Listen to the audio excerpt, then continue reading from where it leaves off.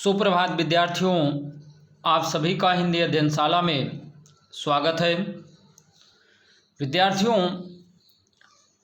पिछले दिन आप सभी ने पाठ 18 पढ़ लिया होगा और उस पाठ में जो कठिन शब्द और शब्दार्थ लिखने के लिए दिए गए थे आप सभी ने लिख लिया होगा और मुझे आशा है कि इस पाठ में आप सभी दिनांक और इंडेक्स अच्छी तरह से भर रहे होंगे और बढ़िया सुंदर लेख के साथ लिख भी रहे होंगे। लेकिन जो लोग नहीं लिख रहे हैं वह कार्य लापरवाही से कतई ना करें, कार्य ईमानदारी से व अच्छे लेख के साथ लिखें, निपटाने वाला कार्य ना करें। तो विद्यार्थियों, आज आप सभी पाठ 18 कन्याकुमारी नामक पाठ के अंतर्गत पाठबोध प्रश्न संख्या 1 और 2 पाठ्य पुस्तक में तथा 3 अभ्यास पुस्तिका में करेंगे। तो विद्यार्थियों, इस पाठ के लेखक हैं हंसराज दर्शक। कौन है? हंसराज दर्शक जी। आइए आगे बढ़ते हैं। तो आगे बढ़ने से पहले अब आपसे कुछ प्रश्न पूछे जाएंगे और आप उन प्रश्नों के उत्तर देंगे, यानी मन में सोचेंगे और मेरे द्वारा बताए गए उत्तर से अपने उत्तर का मिलान करेंगे। यदि आपका उत्तर गलत है तो सही उत्तर सीखेंगे और समझेंगे।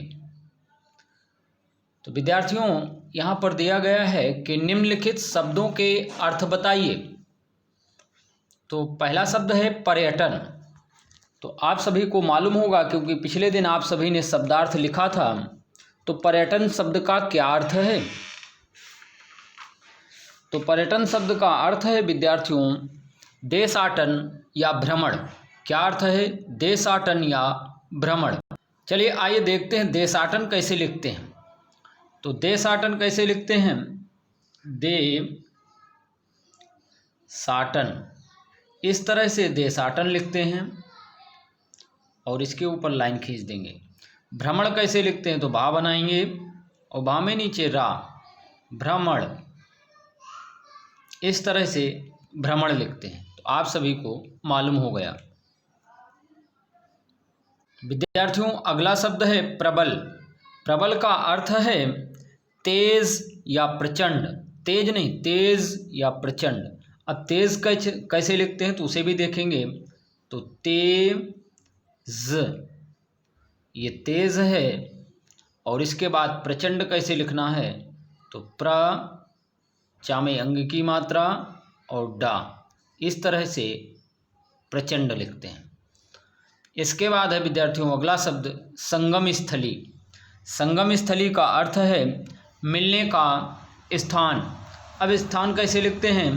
तो स्थान इस तरह से लिखते हैं, मिलने का स्थान। आप सभी को मालूम होगा।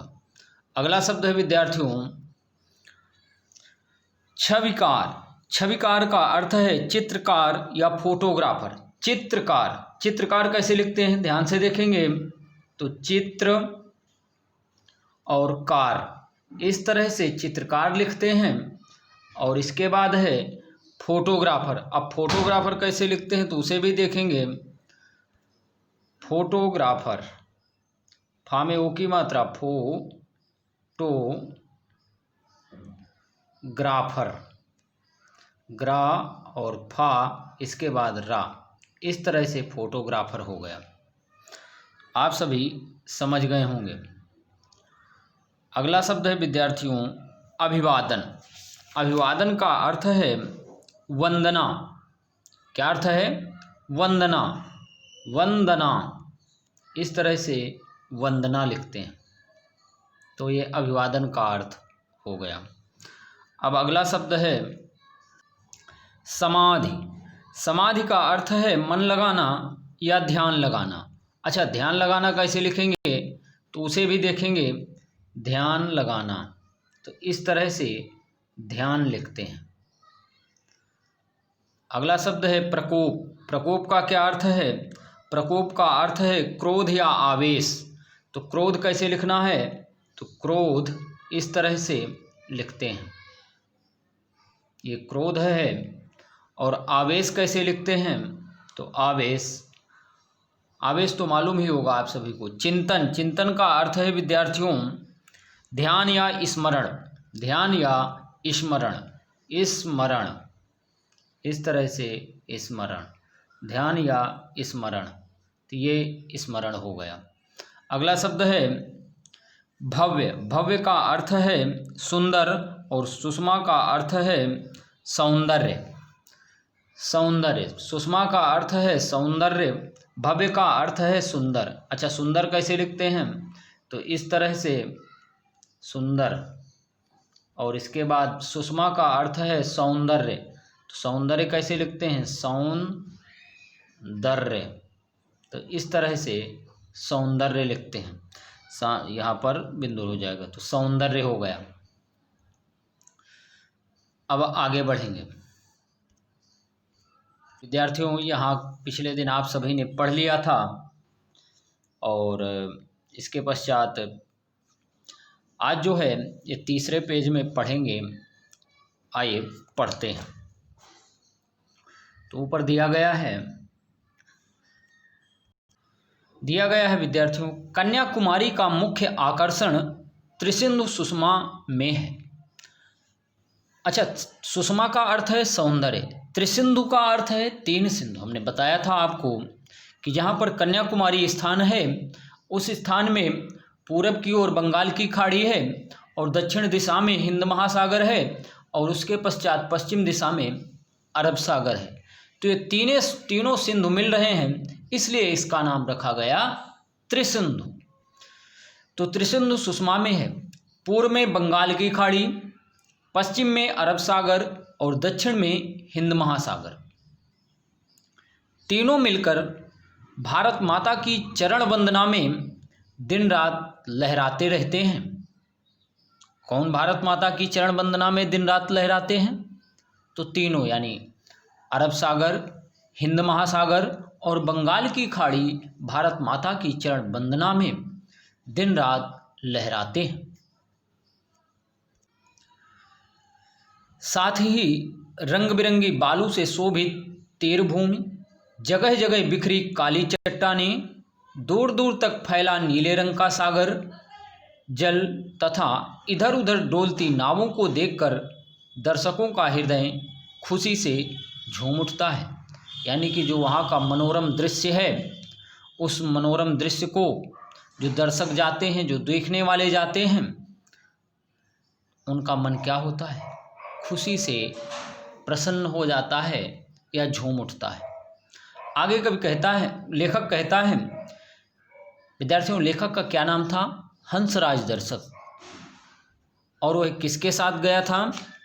तो वह अपने छविकार मित्र हरीश वर्मा को भी साथ में लेकर के गया था। आगे लेखक कहता है, कन्याकुमारी में सूर्योदय और सूर्यास्त के दृश्य इतने सम्मोहक दिखाई देते हैं जितने संसार में शायद ही कहीं और देखने को मिले। विवेकानंद शिला मंडप से होकर जब हम कन्याकुमारी के घाट के पश्चिम छोर पर पहुँचे, तब अस्त होते सूर्य के जल विहार को देखने के लिए बहुत से लोग पहले से मौजूद थे।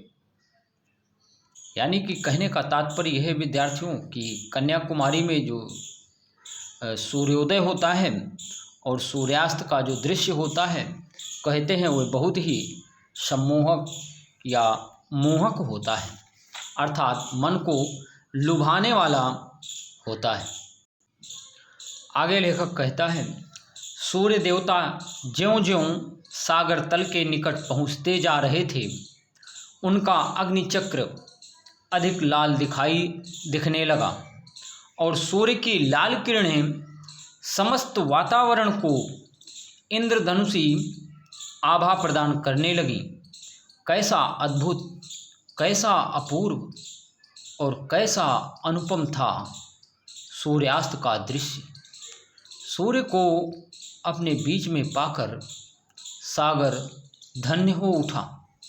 आप यहाँ देख रहे हैं चित्र में किस तरह से यहाँ नावें हैं, दर्शक यहाँ पर नावों में बैठ कर के जल विहार कर रहे हैं और देख रहे हैं। तो विद्यार्थियों, लेखक बता रहा है कि सूर्यास्त के समय ज्यों-ज्यों सूर्य सागर तल के निकट पहुँचते जा रहे थे तो उनका जो अग्निचक्र था, जो रेखा थी, जो गोला था, वह अधिक लाल दिखने लगा। आपको मालूम होगा कि जब सूरज उदय होता है तो उस समय लाल दिखता है और जब सूर्यास्त होता है तो उस समय लाल दिखता है। तो वही लेखक कह रहा है उनका अग्निचक्र अधिक लाल दिखने लगा और सूर्य की लाल किरणें समस्त वातावरण को इंद्रधनुषी आभा प्रदान करने लगी। कैसा अद्भुत, कैसा अपूर्व और कैसा अनुपम था सूर्यास्त का दृश्य। सूर्य को अपने बीच में पाकर सागर भी धन्य हो उठा। ऐसा लग रहा था सागर भी प्रसन्न हो रहा था। अर्थात जब सूरज नीचे ढल रहा था तो या अस्त हो रहा था तो उस समय जो सूर्य सागर तट से के पास पहुंचा तो ऐसा लग रहा था तो वह सागर के बीच में। आगे लेखक कहता है, अगले दिन तड़के ही उठकर हम फिर घाट पर पहुँचे। अर्थात अब सुबह, तड़के का तात्पर्य है सुबह। घाट पर पहुँचे और ऊंची सी शिला पर जाकर बैठ गए और सूर्योदय को देखने लगे।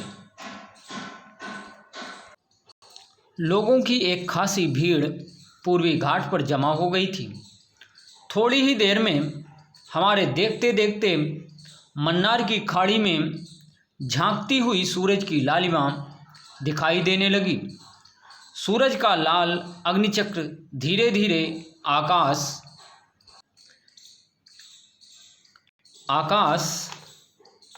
में ऊपर उठने लगा, उसी गति से जैसे वह नीचे उतरा था। कन्याकुमारी के दिव्य बाल सूर्य को देखकर हमारा रोम रोम खिल उठा और हमें ऐसा लगा जैसे हम सूर्य के देश में आ पहुँचे हैं। लेखक कह रहा था जब सूर्योदय हो रहा था तो उस दृश्य को देख करके ऐसा लग रहा था मानो हम सूर्य के देश में आ गए। आगे कह रहा है, कन्याकुमारी का मंदिर बहुत ही पुराना है। ऐसा कहा जाता है कि उसकी यात्रा बलराम और अर्जुन ने भी की थी। मंदिर के चारों ओर एक ऊंची सी चार दीवारी बनी हुई है। मंदिर के गर्भगृह में कन्याकुमारी की खड़ी मूर्ति प्रतिष्ठित है। कन्याकुमारी मंदिर के आसपास का समुद्र तट सावित्री, गायत्री, कन्या, मातृ, पितृ आदि घाटों से भरा पड़ा है। साथ ही यहाँ पर 16 खंभों वाला एक मंडप भी बना हुआ है। इसके उत्तर में आदिगुरु शंकराचार्य और स्वामी विवेकानंद के अलग अलग मंदिर हैं। इन घाटों पर बड़ी बड़ी चट्टानों के रखे होने से लोग यहाँ पर सुविधापूर्वक स्नान करते हैं। मंदिरों और घाटों के अलावा कन्याकुमारी में पुराना किला, प्रकाश स्तंभ तथा गिरजाघर भी दर्शनीय हैं। तो विद्यार्थियों, अभी आपने जो कुछ भी पढ़ा उससे उन गद्य खंडों से संबंधित अब आपसे प्रश्न पूछे जाएंगे और आप सभी उन प्रश्नों के उत्तर सोचेंगे या ध्यान करेंगे। तो पहला प्रश्न है, कन्याकुमारी का मुख्य आकर्षण क्या है? तो आप सभी को मालूम होगा कि कन्याकुमारी का मुख्य आकर्षण त्रिसिंधु है। अर्थात पूर्व में बंगाल की खाड़ी, पश्चिम में अरब सागर और दक्षिण में हिंद महासागर, यानी त्रिसिंधु सुषमा में है। तो कन्याकुमारी का मुख्य आकर्षण त्रिसिंधु सुषमा में है। अगला प्रश्न है, कौन भारत माता की चरण वंदना में दिन रात लहराते हैं? तो त्रिसिंधु यानी बंगाल की खाड़ी, अरब सागर और हिंद महासागर भारत माता की चरण वंदना में दिन रात लहराते हैं। अरब सागर, हिंद महासागर और बंगाल की खाड़ी भारत माता की चरण वंदना में दिन रात लहराते हैं। अच्छा, चरण वंदना क्यों कहा गया है? क्योंकि जब आप भारत का मानचित्र देखते हैं तो ऊपर की ओर कश्मीर है और नीचे की ओर ये सागर है, तो पैर नीचे होते हैं, इसलिए भारत माता की चरण वंदना में ये सागर रात और दिन लहराते हैं। अगला प्रश्न है विद्यार्थियों, तीरभूमि शब्द का क्या अर्थ है? तो तीरभूमि शब्द का अर्थ है समुद्र तट। क्या देखकर दर्शकों का हृदय झूम उठता है? तो आप सभी को मालूम होगा कि रंग बिरंगी बालू से शोभित तीरभूमि, जगह जगह बिखरी काली चट्टानें तथा दूर तक फैला नीले रंग का सागर एवं इधर उधर डोलती नावों को देखकर दर्शकों का हृदय खुशी से झूम उठता है। फिर से समझेंगे, रंग बिरंगी बालू से शोभित तीरभूमि, जगह जगह बिखरी काली चट्टानें, दूर दूर तक फैला नीले रंग का सागर जल तथा इधर उधर डोलती नावों को देखकर दर्शकों का हृदय खुशी से झूम उठता है। अगला शब्द है सुषमा। तो सुषमा शब्द का क्या अर्थ है? तो सुषमा का अर्थ है विद्यार्थियों सौंदर्य। अगला प्रश्न है, सूर्य का अग्निचक्र कब लाल दिखाई देने लगा? तो सूर्यास्त के समय सूर्य का अग्निचक्र लाल दिखाई देने लगा। कब? सूर्यास्त के समय।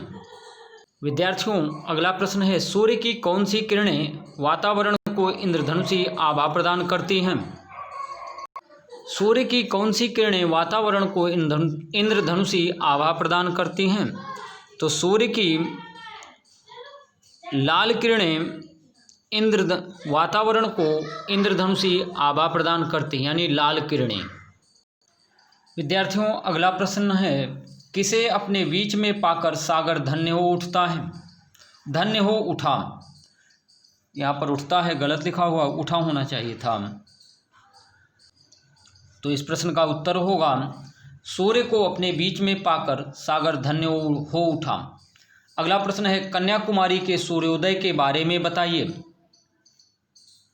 कन्याकुमारी के सूर्योदय के बारे में बताइए। तो सूर्योदय के बारे में लेखक ने कहा कि सुबह सूर्य का लाल अग्निचक्र धीरे धीरे आकाश की देखते ही देखते मन्नार की खाड़ी में झांकती हुई सूरज की लालिमा दिखाई देने लगी। सूर्य का लाल अग्निचक्र धीरे धीरे ऊपर की ओर उठने लगा, उसी गति से जैसे वह नीचे उतरा था।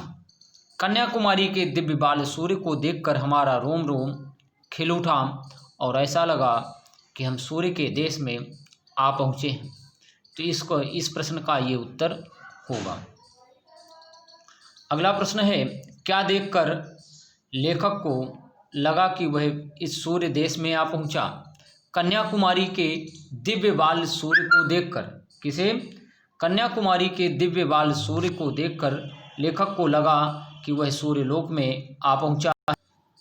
विद्यार्थियों अगला प्रश्न है, कन्याकुमारी के सूर्यास्त के बारे में बताइए। तो अभी आपने पढ़ा था कि सूर्य देवता ज्यों-ज्यों सागर तल के निकट पहुँचते जा रहे थे, उनका अग्निचक्र अधिक लाल दिखने लगा और सूर्य की लाल किरणें समस्त वातावरण को इंद्रधनुषी आभा प्रदान करने लगी।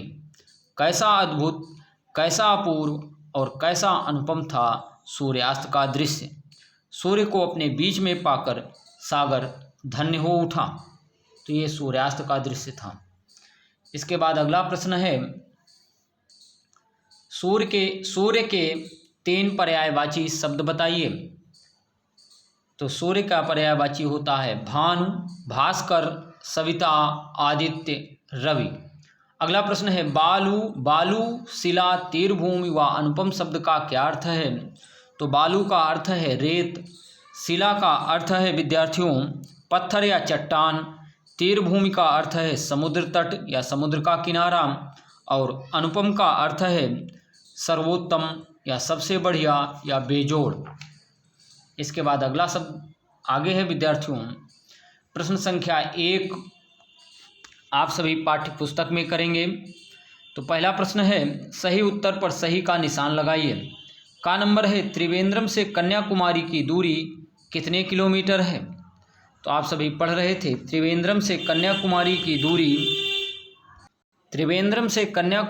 दूरी कितने किलोमीटर है। तो आप सभी को मालूम है कि 90 किलोमीटर है। तो सही उत्तर 90 है और 90 के सामने जो कोष्ठक का चिन्ह दिया गया है उस पर सही का निशान लगाएंगे। खा नंबर है लेखक ने दिल्ली से त्रिवेंद्रम की यात्रा कितने दिनों में पूरी की। तो इस प्रश्न का उत्तर होगा 2 दिन, यानी 5 दिन, 2 और 3। तो सही विकल्प है 2। 2 के सामने जो कोष्ठक का चिन्ह दिया गया है उस पर सही का निशान लगाएंगे। गा नंबर है 3 सागर एक स्थान पर कहाँ मिलते हैं। कन्याकुमारी में, मुंबई में, बंगाल की खाड़ी में। तो सही उत्तर है कन्याकुमारी में। आप सभी समझ गए होंगे।